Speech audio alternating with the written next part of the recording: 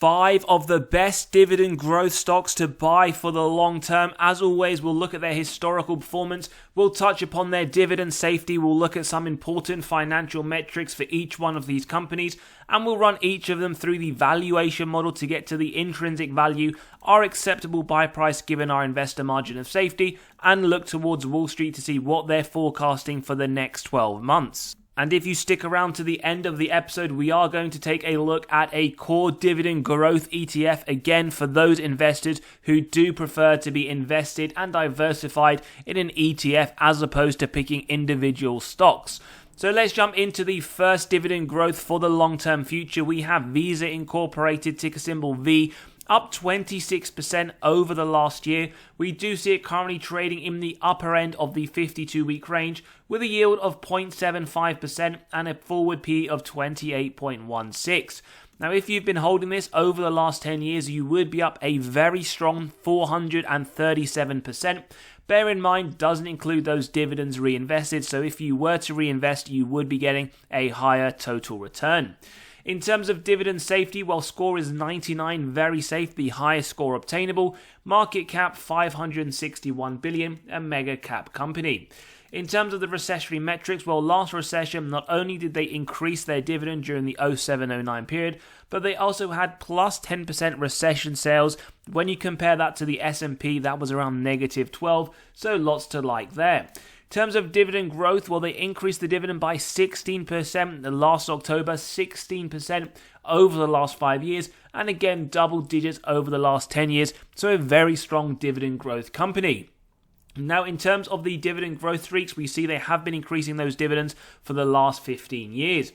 As always, dividend yield theory states a company is undervalued when we see the yield above the 5-year average. So we have a sign here of undervaluation. We also have another sign of undervaluation with the forward PE below the rolling 5-year average of 29.2. But again, bear in mind, we don't look at any of these models in isolation and conclude towards the end. We also see the financial sector PE 12.2 sitting much lower than that of Visa. As always, we look at the free cash flow payout below 60%, my own blanket rule, so that I can essentially have faith that management can offer those double-digit dividends that we love to see and have come to love with Visa. We can see over the last 10 years, in fact, below 30% every single year, 19% in 2023, 21% in 2024, so it would be a real shock if we don't see a double-digit increase to Visa's dividend in 2024. In terms of the free cash flow per share, very nice to note it has increased by around 3 times over the last 10 years. Not massively consistent, but still long-term moving in the right direction. 2024 expected more of the same with an increase just under $10. Now, in terms of the top line growth, as always, steady moderate growth, 3 to 7%. In fact, with Visa, more often than not, we see double-digit increases to their top line, notably over the last 3 years, looking very healthy. 2020, however, due to COVID, we do see that justifiable 5% drop. Now, numerically, for those that love seeing numbers, well, 12.7 billion up to 32.7 in 2023. On top of that, they also return the excess cash to those shareholder pockets. We can see that through the share buybacks pretty consistently over the last 10 years, essentially giving you a larger portion of the company that you own. In terms of the ROIC, lots to love with these following metrics. We see it well above the minimum 10% that I personally look for.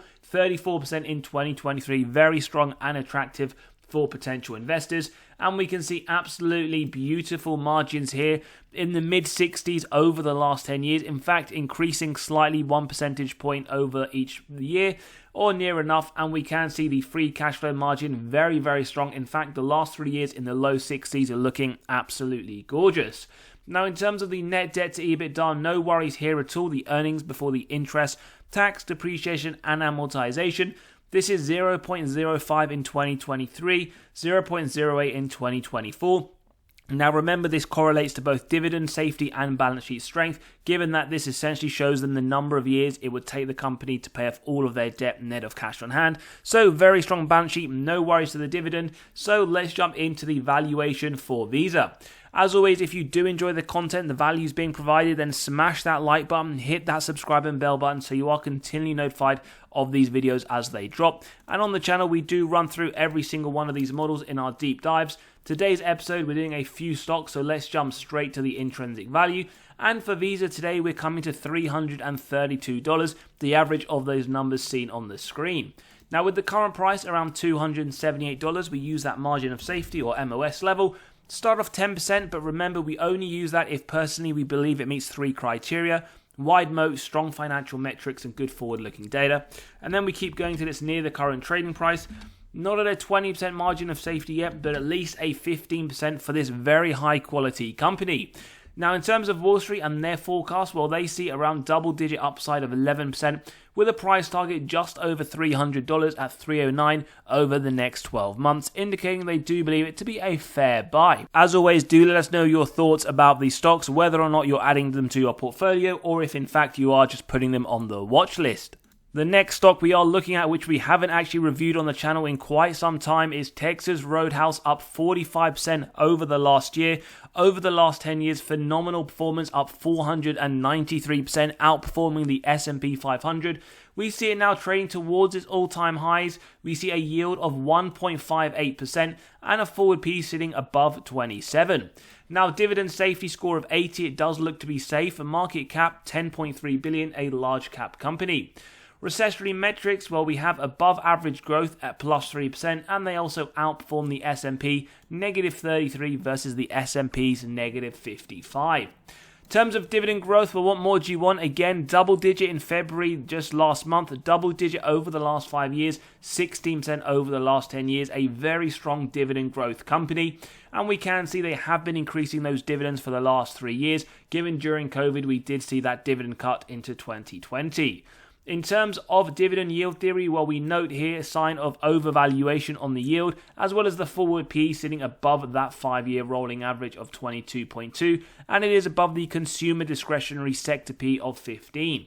Now, in terms of the free cash flow payout, below 50% if you do want to be industry specific, so for restaurants, whilst we note it did increase to 68% in 2023, we can see 2024 expected to come down to 56%, and it doesn't look like any worries, especially when looking at the historical data of the payout over the last 10 years.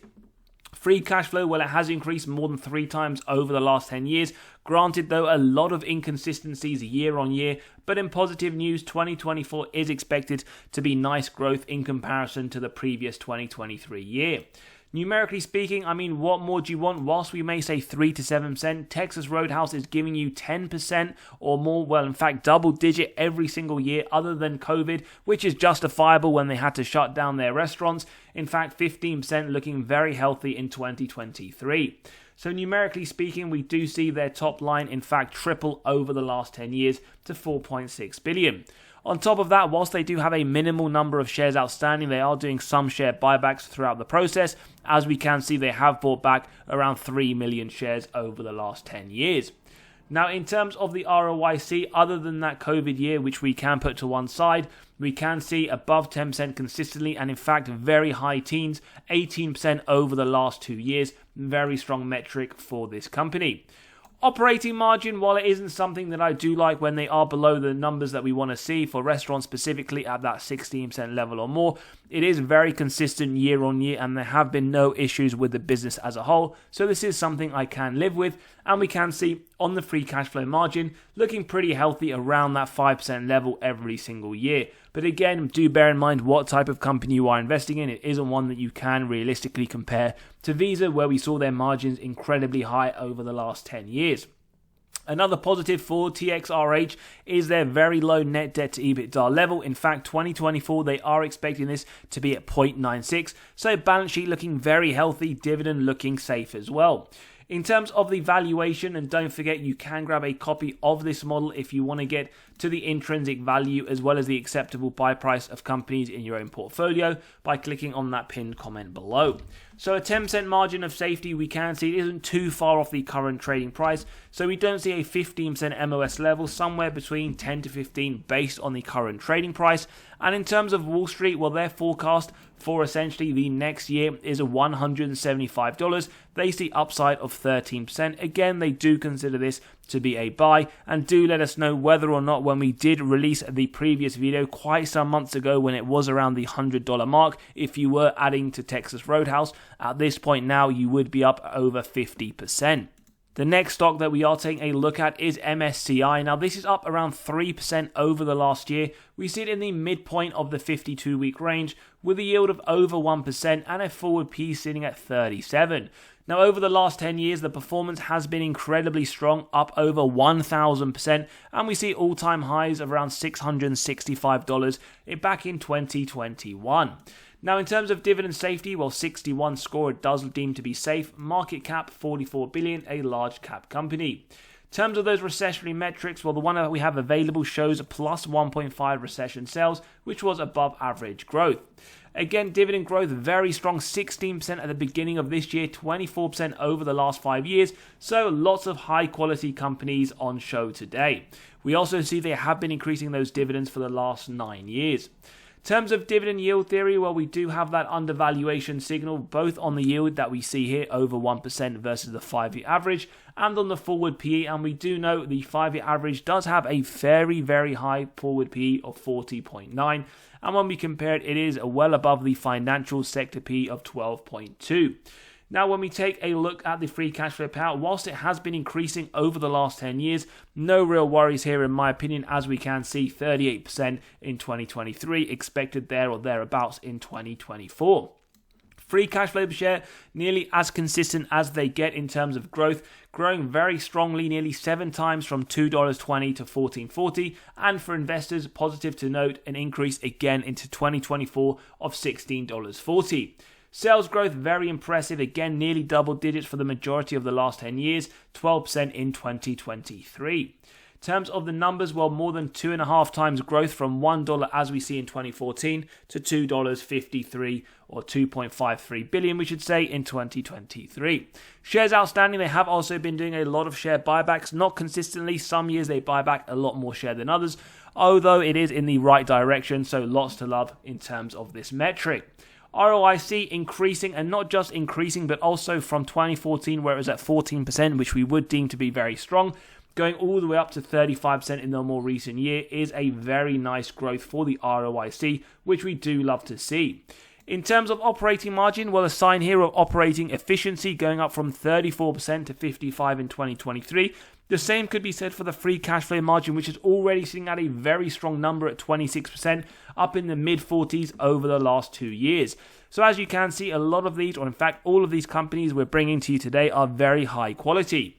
Net debt to EBITDA, 2.7 in 2023, below the 3 maximum we want to see, going lower in 2024 to 2.44, so no real red flag indicators for this company. In terms of the valuation of MSCI, the intrinsic value for today's episode is coming at $674. Now, in terms of the current price, we start off with that 10% MOS. It is a buy up to $606. At 15%, $572. 20%, it isn't quite there yet, so we see a 15 to 20% MOS level for this, what we deem to be a very high quality company.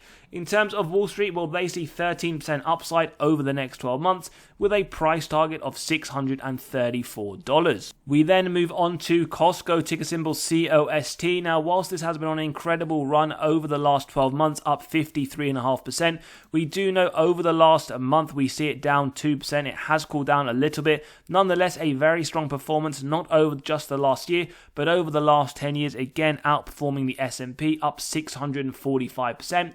It is at its upper end of the 52-week range with a yield of 0.56% and a forward P of 46. Dividend safety, again, highest score obtainable, 99, very safe. A market cap, $325 billion, a mega cap company. They increased the dividend during the last recession. They had above average growth, and they also outperformed the S&P.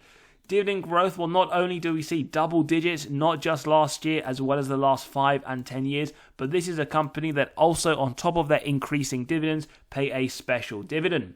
We can see as well they have been increasing those dividends for the last 19 years. In terms of the special payout, well, we can see the more latest one was $15 per share, and it was paid in January 12, 2024. In terms of dividend yield theory, well, we have a sign here of double sign, in fact, of overvaluation, both on the yield and the forward PE, and we can see it is much higher than the consumer staples of 20.2. Well, when we look at the free cash flow payout, no worries whatsoever, below the 60% at 25 in the more recent year, 28 next year, again signaling this dividend does remain to be very, very safe. Free cash flow as well, growth of around 3 to 4 times over the last 10 years, inconsistency noted, and we can see an expected small drop to $14.60 for FY24. In terms of sales growth, though, they never really disappoint, always at a minimum between the 3 to 7%. In fact, 2021 and 2022, we saw some of the best years they had, strong double-digit growth.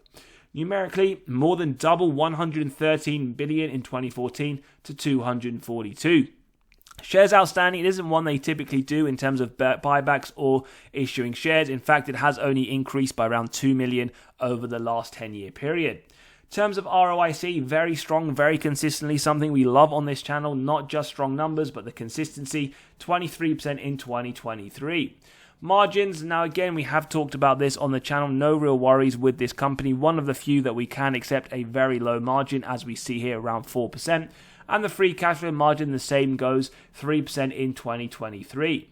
In terms of the net debt to EBITDA, probably the best in terms of that metric that we have reviewed so far today. 0 over the last 6 to 7 years, 0 again expected in 2024, meaning they have a phenomenal balance sheet, and it wouldn't even take them one day to pay off all of their debt net of cash on hand. So let's jump into the intrinsic value for Costco. Now we see we only use the DCF model for this company, and it comes to around $769. Now with the current price around $730, as it did cool down just a few percentages over the last month, we use a margin of safety. Now at 10%, it isn't quite there yet, but what we can see for Costco, it does have right now a 5% MOS level. Again, this will really depend as an investor what your thesis is, what your goals are, and whether or not you're expected to pay a premium for these type of companies. So with a 5% MOS level, we can see Wall Street are expecting the price to go up only around 6% over the next 12 months. But as always, these are high quality companies. Some people do or are prepared, in fact, to pay a premium for them. Let me know your thoughts whether or not you are one of those investors. We then move on to the Hershey company. Now this one is down 22% over the last 12 months. With the large increase in cocoa prices, we see it towards the 52-week low with a yield of under 3% and a forward P sitting around 20. Over the last 10 years, while you would be up 90%, we can see the massive drop it did have from May, where it was sitting around $275. In terms of the dividend, well, very safe, 93 score, market cap just under 40 billion. It is a large cap company, and we can see some key metrics. They maintained the dividend during the last recession, above average growth, and also outperformed the S&P 500. In terms of dividend growth, well, again, pretty much all of these companies today, double-digit growth over the last 5 years and the last 10 to 20 years. So very healthy, and you can see why we have included it in today. Not only have they been increasing the dividend for the last 14 years, but they've been paying a dividend for the last 94 without a reduction, on its way to the 100 club.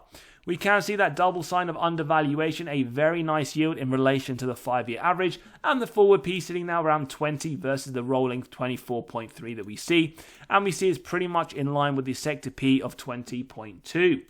In terms of the free cash flow payout, well, below 60% pretty much nearly every year. 2023 at 59%, 2024, even though it is expected to go up to 64%, I would be surprised if we don't get a nice double-digit increase again. Free cash flow per share as well, looking very healthy, more than 3 times growth over the last 10 years. 2024 for Hershey, again, even with the rising prices in cocoa, expected to be an increase to $8.51. We can see as well they did go for a period from 2015 to 2017 where it wasn't the greatest for their top line. Since then, though, looking very healthy, and when we look at the numbers, we can see it has gone from 7.4 billion to 11.2. On top of that, not very regularly or consistently, however, they do some share buybacks. They have reduced the share count, as we can see here, by 19 million. In terms of the ROIC, again, whilst it has decreased, in fact, the last 6 to 7 years, pretty consistently around the mid-teens, and you know that whilst I look for a minimum of 10%, this is a very strong metric, again showing us that management are able to effectively allocate their capital.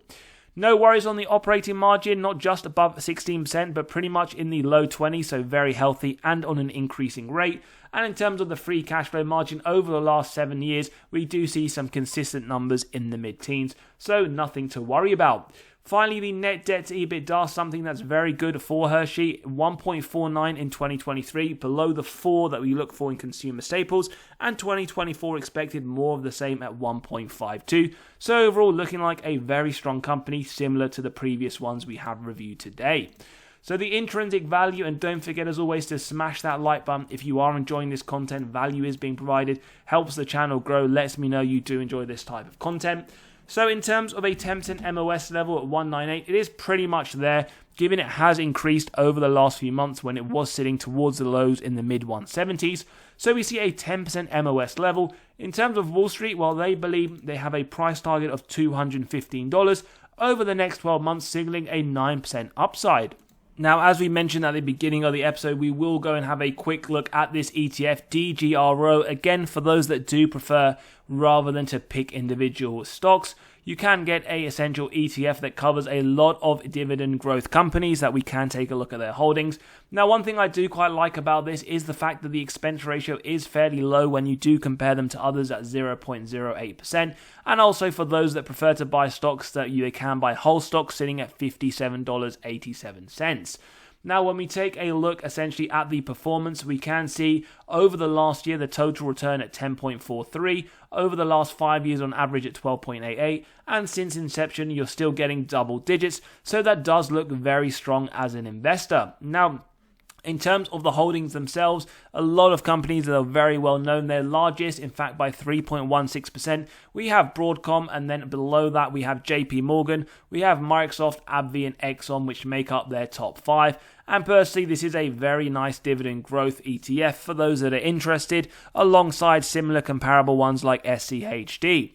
As always though, do let me know. I'm interested here whether or not you did like these dividend growth companies for the long term, whether or not you prefer personally to invest in an ETF, or like myself included, I do like a mix where the portfolio is made up not just of individual stocks, but also ETFs. As always, smash that like button, hit that subscribe and bell button so you are continually notified of these videos as they drop. And as always, we'll see you all on the next one.